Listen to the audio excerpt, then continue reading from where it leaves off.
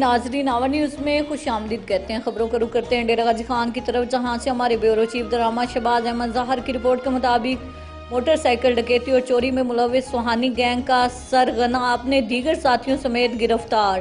ملزمان سے 12 عدد موٹر سائیکل برآمد۔ ایک اور کارروائی میں سابقہ ریکارڈ یافتہ بدنام زمانہ منشیات فروش گرفتار۔ 300 شراب کی بوتلیں برآمد، مقدمات درج۔ تفصیلات کے مطابق ایس پی انویسٹیگیشن فراز احمد اور D S P city Imran Rashid نے پریس کانفرنس کرتے ہوئے بتایا کہ ایس ایچ او تھانہ سٹی افتخار احمد ملکانی ٹیم نے منظم انداز میں کارروائی کرتے ہوئے موٹر سائیکل ڈکیتی اور چوری میں ملوث سوہانی گینگ کا سرغنہ راشد سوہانی کو 3 ساتھیوں محمد عمران، محمد کامران اور محمد قاسم کو گرفتار کر لیا۔